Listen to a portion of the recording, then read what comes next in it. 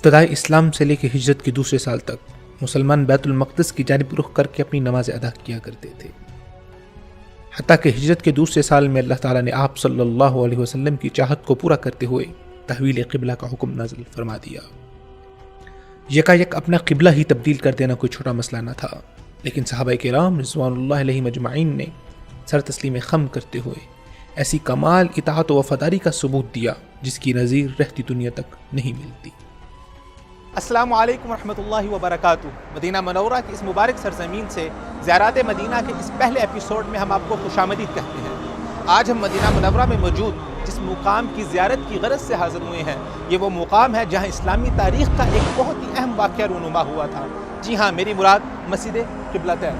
اشرف الاعراب والعجم خیر من یمشی علی قدمی۔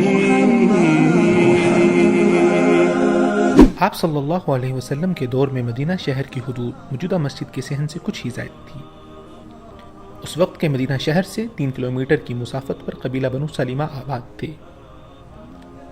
آپ صلی اللہ علیہ وسلم کی مدینہ آمد کے بعد بنو سلیمہ نے آپ صلی اللہ علیہ وسلم سے آپ کی ہمسائیگی میں مسجد نبوی کے ارد گرد آباد ہونے کی اجازت مانگی، لیکن آپ صلی اللہ علیہ وسلم نے یہ فرماتے ہوئے دیارکم تکتب آثارکم، بنو سلیمہ کو انہی کی جگہ پر رہنے کی ہدایت کی۔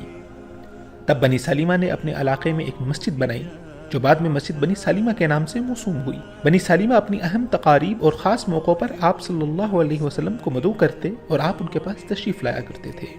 اس بار بھی آپ صلی اللہ علیہ وسلم حضرت ام بشر بن مرہ بن معروف رضی اللہ تعالیٰ عنہ کی دعوت پر یہاں تشریف لائے تھے اور نماز ظہر کی امامت کرواتے ہوئے ابھی 2 رکعات ہی ادا کی تھی کہ جناب جبریل علیہ السلام حکم خداوندی لے کے نازل ہو گئے۔ فَوَلِّ وَجْهَكَ شَطْرَ الْمَسْجِدِ الْحَرَامِ۔ لو ہم اسی قبلے کی طرف تمہیں پھیرے دیتے ہیں جسے تم پسند کرتے ہو، مسجد حرام کی طرف رخ پھیر دو۔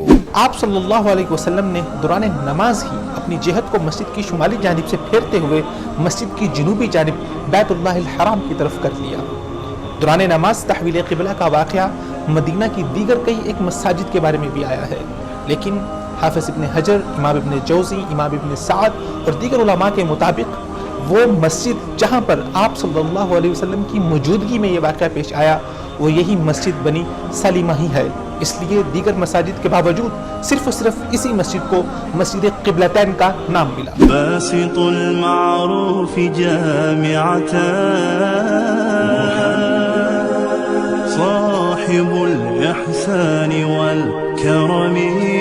یہ مسجد اسلامی ورثہ کا ایک اہم حصہ ہے، لیکن اس کے ساتھ ساتھ اس مسجد کے بارے میں کوئی خاص فضیلت کسی بھی حدیث میں موجود نہیں ہے۔ اس مسجد کی سب سے پہلی توسیع حضرت عمر بن عبدالعزیز کے دور میں 706 عیسوی میں ہوئی۔ صاحب الاحسان والکرم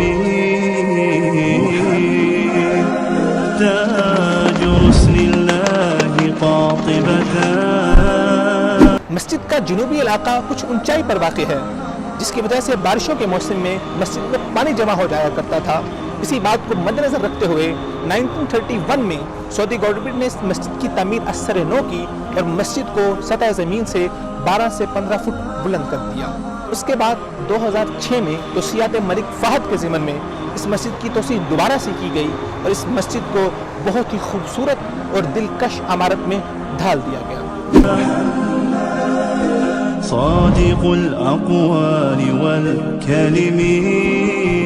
مسجد قبلتین مسجد نبوی سے 3400 میٹر کے خط مستقیم پہ حرہ الغربیہ میں واقع ہے۔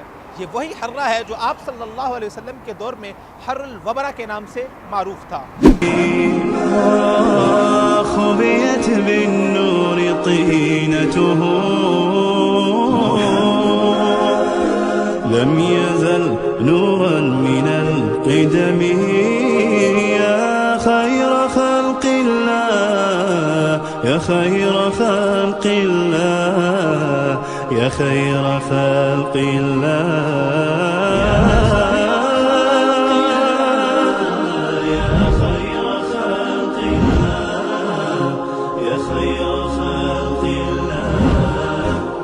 مسجد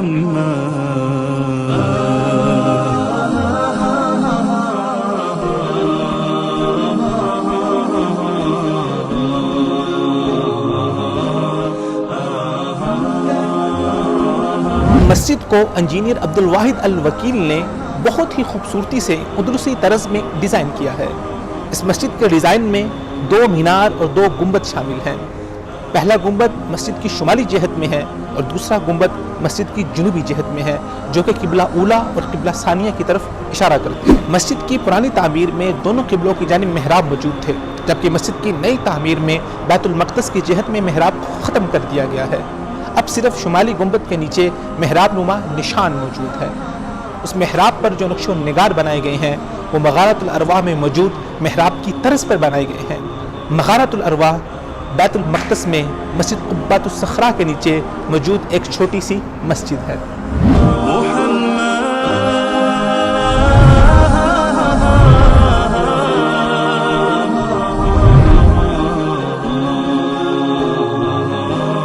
مسجد کے گراؤنڈ فلور پہ واش رومز، آفیسز، جبکہ فرسٹ فلور پہ مسجد کا مین ہال اور بائی جانب خواتین کے لیے نماز پڑھنے کی جگہ ہے۔